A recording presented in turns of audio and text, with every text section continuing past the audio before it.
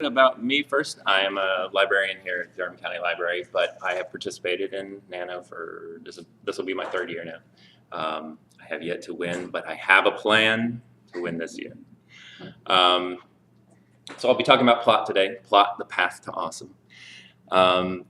Quick disclaimer, of course, there are a million different ways for writers to do things, and everyone can have their own process, and that's okay. What I'm talking about today is either my process or things that I know are popular for writers. That doesn't mean that if you're doing something different, you're doing something wrong.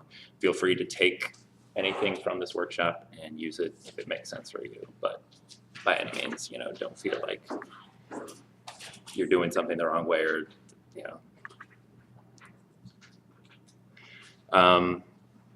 So, plot with a capital P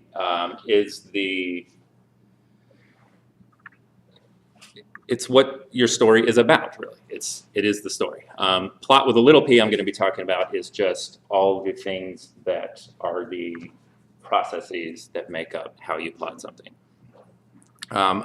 So your novel is not going to be good because you have a good plot. I'm sorry to tell you that. That's the bad news.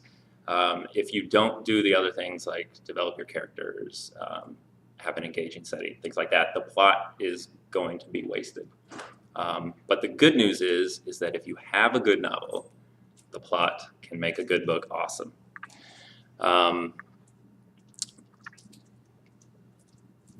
The place of plot in the hierarchy of your novel depends on a few things. It depends on the kind of novel that you're writing. Generally, I think that character development is going to be the priority, though. That's what's going to get people emotionally engaged. So you will want to make sure to spend time developing your characters. But plot is... Character is going to get your reader invested in what the plot is, in what your characters are doing. So the story, the plot, an intricate plot, it sucks the reader in and it creates a sense of anticipation for the resolution. So plot is what makes the readers turn the page. The way the good plot achieves this is by adding and relieving tension. Plot is about the sense of progress. So we as the writers we're controlling everything about that. There's only as much progress as we determine. We know what's going to happen at the end. So your job is to create this tension by doling out, incrementally things that will either increase or alleviate that tension. So movement along the plot curve, which is illustrated here and it's on your little worksheets, is crucial to creating this tension. The plot curve exists not only as a guide to the overall story arc, but it's going to play out within individual scenes and subplots as well. So you're going to be following this curve in your big P plot, but these are the things that you want to think about achieving for every scene that you write, every subplot that's going to be playing out within your novel. We'll just go through each of these things. So the inciting moment, where it begins, that's where you're letting the reader know what your big P plot is about. In the novel I'm currently writing, one of the protagonists he's in prison and he's visited by this mysterious figure who is going to give him an opportunity to break out of prison if he assassinates the king. So that's the inciting moment. That's where we learn, what it is. It's a promise that you're making to the reader about, what they should pay attention to. Then you have exposition. That's a little bit of an opportunity to, give crucial background, things that the reader is going to need to know to understand the plot fully. Then you go into your rising action, which is going to be probably the majority of what the book is going to be your rising action. So these are just different points. Let's see, for instance, they're going to be the steps taken towards or the preparations for the core conflict, which will include try-fail cycles. So a try-fail cycle is it's a way to create tension towards the plot. You have this goal. So the goal of my novel, let's just boil it down to overthrowing the evil tyrant. Okay, so it's not going to be as satisfying if the first time the characters attempt to overthrow the evil tyrant, they are successful. That's going to be a shorter novel. It's not going to create as much tension. So a try-fail cycle is where you have the characters try something, and usually they will fail at it. They have to go back and try something else, or try harder, or acquire some piece of knowledge, or some sort of ability before they're going to be successful. So that's all happening during the rising action. The climax, or the turning point, is where the core conflict reaches its high point. In my novel, it's going to be where the protagonist actually faces off with the evil tyrant. And then the falling action, the core conflict is finally addressed, and whether it's successful or not, not all novels have to be, oh, the hero does what they're expected to do. It's, it might be very useful to have them fail, especially if you're writing a series that can set up, future books. But so the falling action is the steps that are taken after that climax, that are going to lead to the resolution, which are the repercussions of the character's success or failure becoming apparent. So the aftermath, how they deal with what they did after the climax. So other than following this plot curve, which you're going to want to pay attention to, another important thing as far as the plot goes is pacing. It's also going to be important in this workshop. So the pacing is important. Don't ever forget, though, that you are in complete control of the pacing. If it seems like it's moving too slowly or too quickly, you can always go back during the editing process and change this. So don't ever feel like it's something that's beyond you. Like, this is the pacing. It's a hard thing to get. Some people naturally just have a talent for it, but it is something that if it's not working, if you finish your first draft and you read through it and it's like, oh well, there weren't enough try-fail cycles. Somebody achieved their goal too quickly. You can go back and add scenes. You can have them fail at something. By the way, if anyone has any questions as we go through this, feel free to raise your hand and ask. So when you're writing, there's scene and there's summary. So this is a key way to control the pacing of your novel. Scenes are active. They are showing what's happening. This is where you're going to deliver your characterization. So you're going to, if you're having dialogue between characters, this is all going to play out in a scene. It's something where you're seeing the entire scope of what's going on. Summary is what fills in the spaces. It's where you can deliver your setting and background details, mundane information, and they can cover large amount of time more rapidly. So if you were writing your entire novel as a scene, it would be like an episode of 24. It would be every single hour you're showing everything that's happening. So in most novels, you're not going to do that. You can if you want to, but I wouldn't suggest doing it more than once. So you're going to need that summary to give the reader, a little bit of a break, a chance to decompress, absorb what happened in the scenes prior. And that is how the scene and summary controls your pacing, and it's going to be how you're going to build up that tension and then relieve it. If you're writing a thriller, you're going to not relieve as much tension. You're going to keep building up that tension. But in most books, you want to give your reader a chance to be like, oh, okay, that was awesome. Let me let it simmer for a while before I move on to the next awesome thing, because there's only so much awesome I can handle.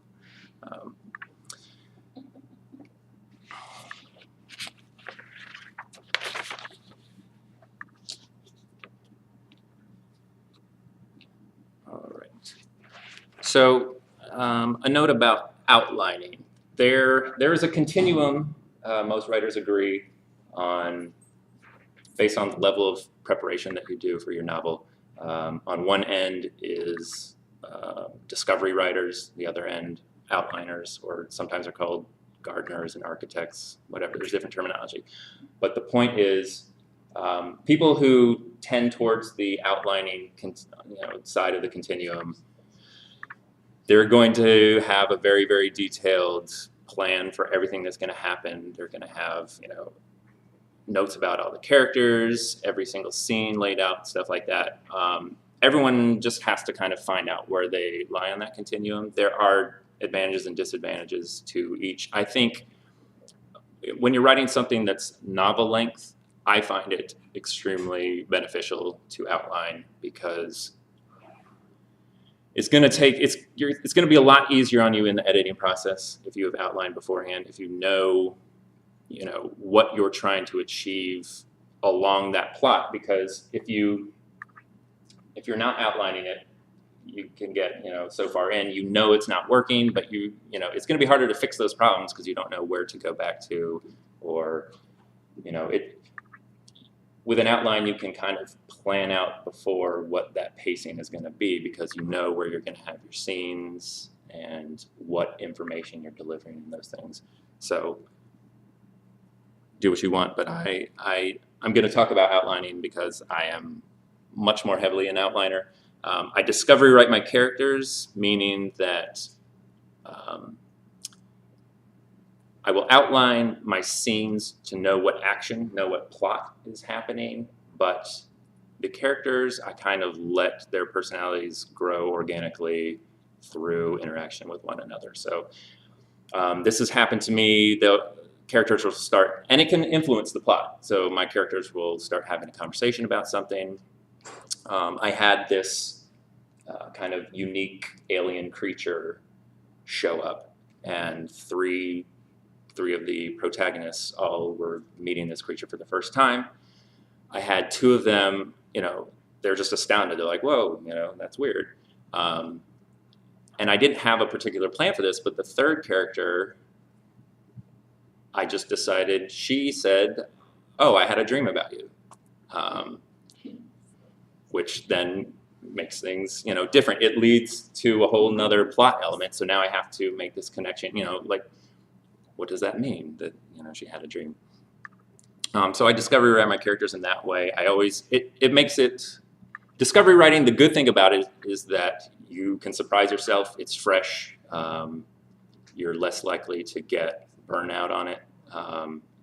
But it's going to be a lot more work in the editing process.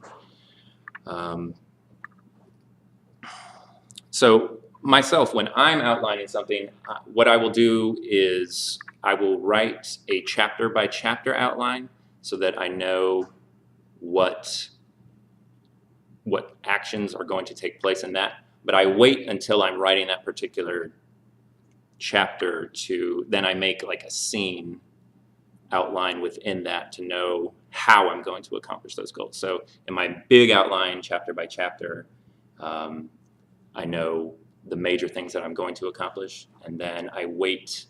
So, it is fresher. I'll wait until I'm writing that particular chapter to write then a chapter outline that includes, okay, what scenes am I going to have, and how are they going to get across that information that I know I need to include in that chapter.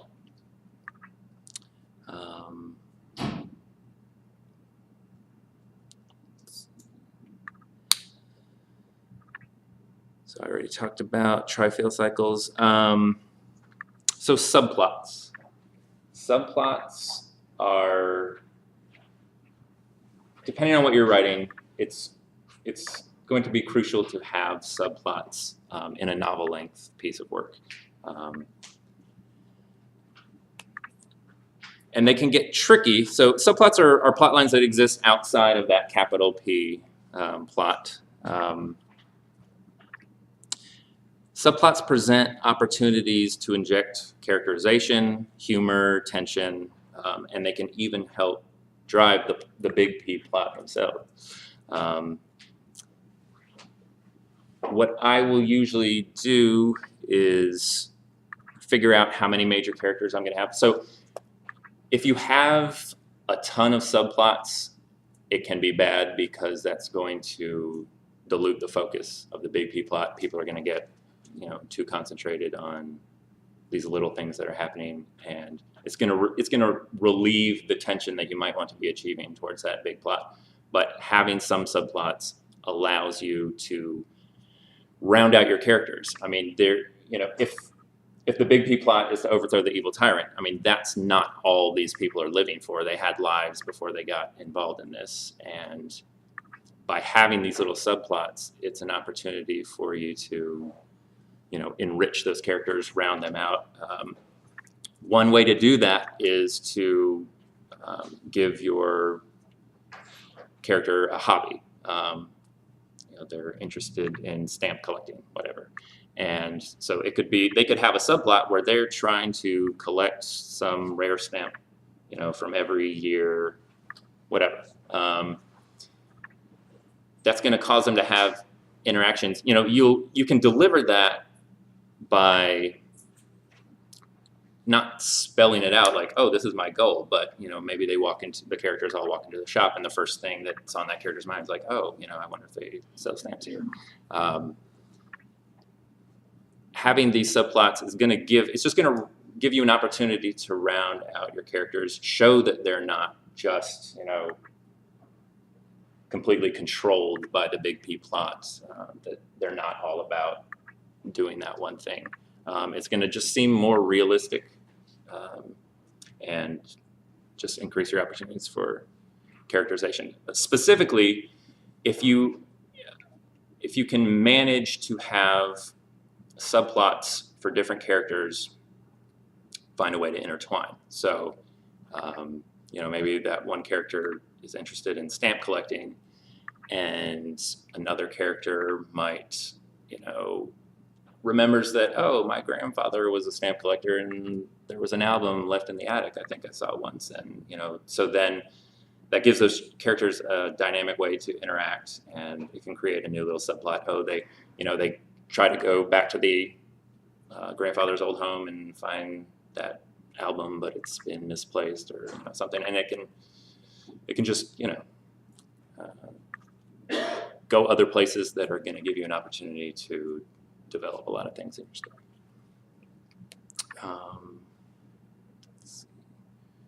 So how many subplots should you have? It's kind of a tricky question. I kind of suggest that to have one major subplot. So there are lots of things that are going to be diversions that wouldn't necessarily constitute a subplot. If it's something that is introduced and resolved within a chapter or a scene, then that's not really, it might be an interesting thing about that character, but it's not going to be a subplot. I would suggest having probably about one major subplot for every 40,000 words or so. Or if you have a limited amount of point of view characters. If you have multiple point of view characters, I would give every point of view character at least one subplot. To make sure that they all get kind of fair treatment, and you don't end up overdeveloping, one character and not another. So subplots, I mean, they can be things like romantic interests, training for an Olympic sport, fending off a plague of locusts or something. It's going to be something that is going to be it's not going to take as long to resolve as the big P plot, but it's something that there are going to need to be steps. You're going to be, you're going to introduce it. You're going to have this rising action as well, and a climax to the subplots as well. If it's a romantic interest, maybe the characters start out not liking each other, fighting, whatever. Eventually realize that they're perfect for one another. But that's going to happen over time, and it's through that development that you're going to get that enrichment.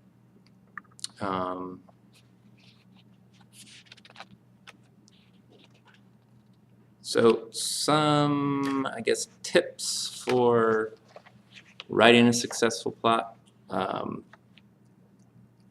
I would suggest starting your plot in the middle of action, but avoid cliches while you're doing that. Things like, and some of you might do this, and it doesn't mean that it's bad, but like starting your novel with an alarm clock going off, and I overslept, but it gets you right into the character thinking about what they have to do or whatever. Characters on the phone. If you start off with you get a phone call and some bad news is delivered, things like that. Those kind of plot devices are cliches at this point, and especially opening up a novel with them. If you're going to try to get this published, I guess I'll say that. If you're going to try to get your novel published, those are things that are going to turn agents and editors off right away. But so for mine, the novel that I'm writing now, I start in the middle of action. The protagonist is actually stuck in a chimney trying to escape from prison. It gets you right into, there's tension there. That the prison guards are after him, but he's got some opportunity to do some thinking while he's trying to get up the chimney because he's getting stuck, and that's an opportunity to deliver some of the exposition that is necessary to understand the situation and what's going on. You want to make your ending satisfying, which is not to say make it happy.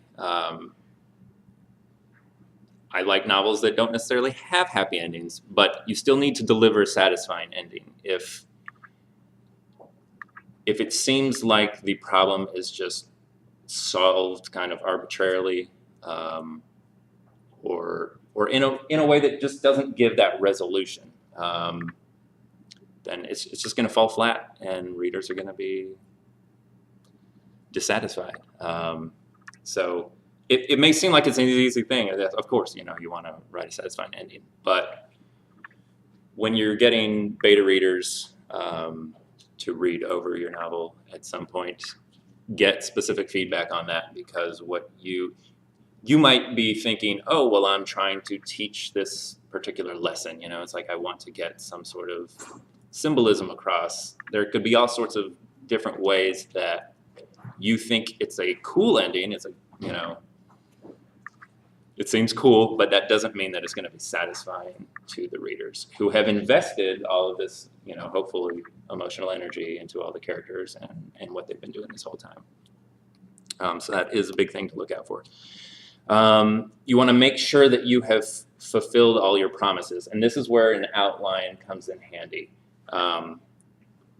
What I mean by promises are, you may have heard of the whole Chekhov's gun thing.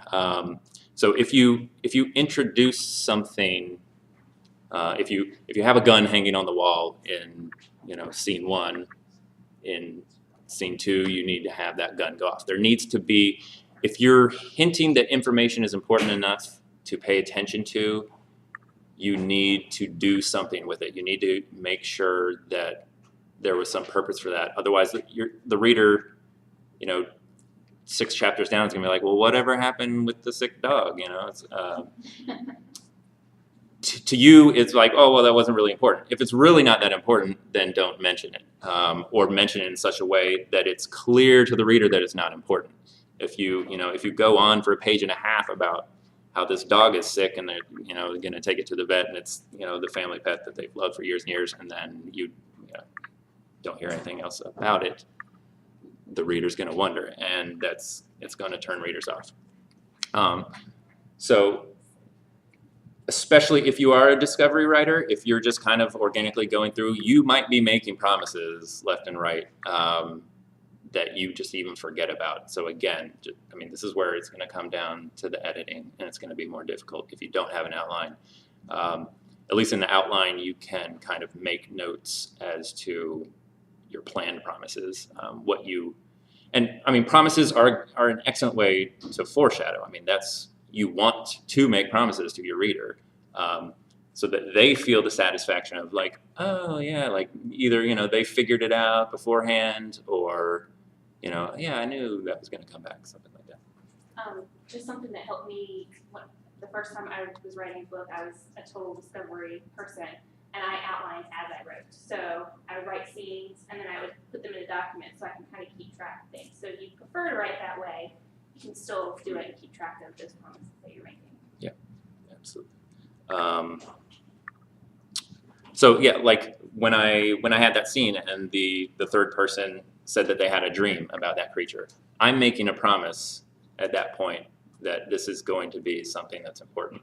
So I didn't know what was important about it when I wrote it, but I need to make sure, and I know now, but if you introduce a promise like that, you need to make sure that there is some sort of reason and you deal with it. Tying up loose ends, I guess, if you want to call it that. You don't want to leave those. You don't want to leave the reader wondering about things, and I see it happen all the time in fiction. You want to make sure that you resolve any logical inconsistencies. These could be time or location problems, which again are things that as you're writing you just might not pay attention to it. You might not catch it. In our writing group, there was a story that a guy was writing, and he had something happen on one day, and he said the next day, the character came back to do something, but there had been another day that had passed between then, and so it's things like that that you may not catch first, but this is why it's good to have readers. So it can be a scary thing if it's your first time writing something to share your work with somebody else, but at some point you need to have other people read it and give you feedback before you move forward with that, because they might be much more likely to catch these types of things than you are. I had a problem that was one of my major characters. One of the problems that he's overcoming is he sustains an injury where he becomes crippled, and this is a major thing. But earlier, one of the other protagonists had received this. I write fantasy, by the way. He had received a weapon that if you stab someone with it, it heals you. So I wasn't thinking about those two things together. So eventually these characters are going to meet, and so I was like, oh, well, why can't he just explain that, give the weapon to him, and have him stab somebody? So that was a problem, that those things will come up in your novel most likely, and so you just have to make sure that you go back and address that and add in something that is going to make it clear to the reader that you knew all along what was happening. You want to be aware of your learning curve. The learning curve is, and it's going to be different for different types of books. Learning curves are big deals in fantasy, science fiction. If you're writing in a world that is not the everyday current time, then there are going to be, you might come up with, there are going to be strange names of places, maybe strange names of creatures, magic systems, new technology. Even if it's set, on Earth, if you're writing in a different time period, there's going to be all kinds of different customs, things like that. Those are all things that go into the learning curve. And so you want to make sure that you're kind of controlling that. If I have read so many first chapters of people writing fantasy specifically that they just dump it all out. I mean, the first scene you're getting like 20 strange names, and it's overwhelming. You know going in that this is fantasy, there's going to be some strangeness to it, but you want to take your time manipulating that learning curve so that it's not overwhelming. Some people will just stop reading at that point. Once you get to be a successful and once you build up a readership that trusts you, you've earned the trust of readers, then you can do more things with that learning curve. They will you know, they will have the faith that you are going, you know, that it's going to all make sense, that you're going to explain it all. But if it's somebody reading a first-time novel and the learning curve is just off the charts, then that's something that can be a turnoff. So just be aware of that. Doesn't mean you can't do it, and it can be done successfully where it works. If you can pull it off, then you create this kind of like connection with the reader that's like, oh, you know, now we're sharing something special that other people don't understand, and that can be rewarding, but it's a dangerous thing.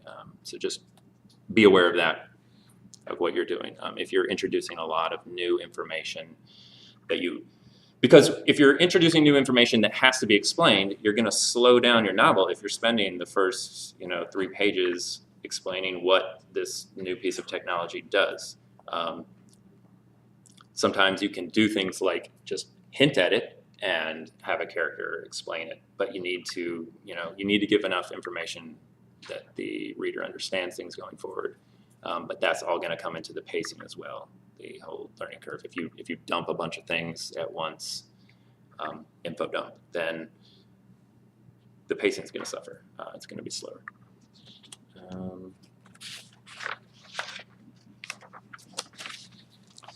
So point of view characters as well.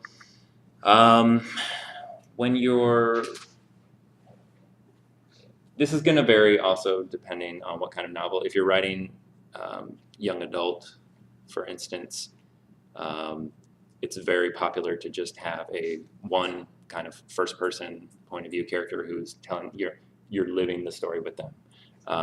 If you're writing epic fantasy, Game of Thrones, for instance, you're going to have dozens of different point of view characters, and this is going to affect your plot because if you're writing, the fewer point of view characters you have, the fewer subplots you're going to have. You're not going to have as much of an allowance to do that, but you're likely going to have opportunities to delve deeper into that character's personality, so that you're going to have a character that hopefully will really, really resonate. That personality is going to come through.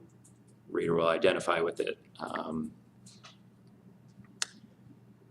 and you can create more tension that way, because especially if you're writing first person, that character doesn't know everything. So there are,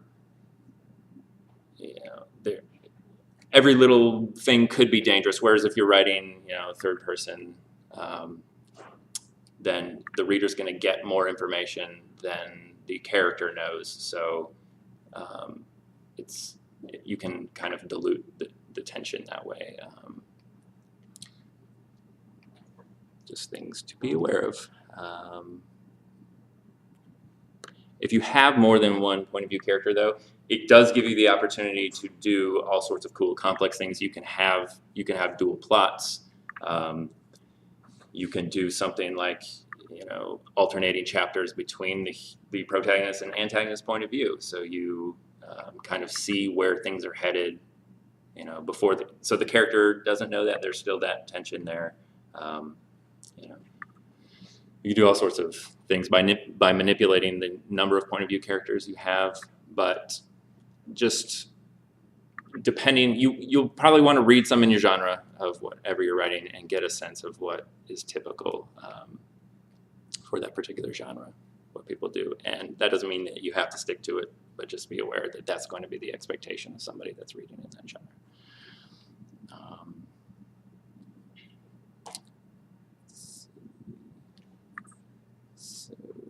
So the types of plots. There's different ways that you could group this. You could make this list really, really long, or just boil it all down to number 5. But I'll just go through some of those a little bit. And so these are things that are going to be not only your big P plot, but most novels will have multiple ones of these, and these are going to be the types of things that are going on in your subplots. And it might be a useful thing to try to make sure that you vary on the types of plots that are there. It's just going to make it more interesting. If you have, if you're book is a relationship, if the big P plot, it's a romance and the relationship is the big P plot, if all the subplots are also relationship types of plots, then, it still might be good, but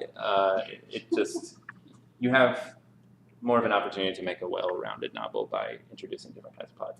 So a mystery plot it's an information plot. It's basically, it doesn't have to be like a detective story, but the plot is something where the character doesn't know some crucial piece of information and they're going to be spending the novel trying, they need to figure something out. So a mystery is just where information is lacking.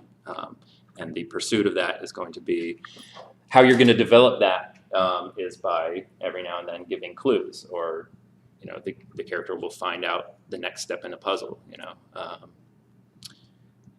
A relationship plot is kind of what it says. It's not necessarily a romantic relationship. It could be a mentor-mentee situation. It could be family members. You could have people from different cultures meet and kind of explore things that way. And generally how relationship plots resolve themselves is by the characters just spending time together. So you'll introduce characters who have either some huge difference between them or something in common, and they find that out, how they're good for one another or how they can help each other by just spending time together. That's usually how that sort of plot is resolved. The training or coming of age plot, that's something like Karate Kid. The kid is bullied and he needs to stand up to the bullies, but he doesn't know how to do that, so he trains, becomes good at karate, whatever. Or any sort of young adult or middle school kind of age book is usually gonna have some sort of coming of age plot or subplot in it. You're gonna, just develop things through maturity. Journey or time bomb. So that is something where the characters have to get somewhere, or they have a limited amount of time until something bad happens. It's basically the same type of thing, just one is using time and one is using distance. So The Hobbit, for instance, they start out in the Shire, they have to get to the Lonely Mountain to kill the dragon. So you get a sense of progression by covering that distance. It usually ends up being kind of episodic. It's like you could plot it out where, if you actually had a map, these different locations and different things are going to happen at those locations. With a time bomb, it's just, we have 36 hours until, something bad happens. It could be literally a time bomb goes off. But yeah, you just have to. War games. Yeah, war games. Yeah, exactly. You have to figure out a problem within a certain amount of time, or something bad's going to happen.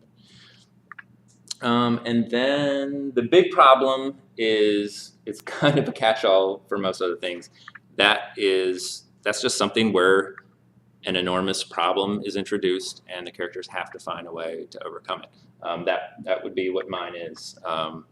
There's this evil tyrant who is making life miserable for everybody, but he's really, really powerful. And so how do we figure out how to overthrow him? That is the big problem. So that is kind of it. So if you got the handouts, they have on one side just an illustration of the plot curve. Just as a reminder, you've probably all seen that before. But what we can do now, and then on the other side is a kind of plot brainstorming worksheet. I don't know how many of you already kind of know what you're going to be writing for November, if you've gotten a sense of that. If you have, or if you haven't, we can just take 10, 15 minutes here and spend some time just thinking about, if you were kind of outlining this, what those things would be. And I'll just kind of come around and talk to people, see what you're working on, if you have any questions. And yeah. Thank you.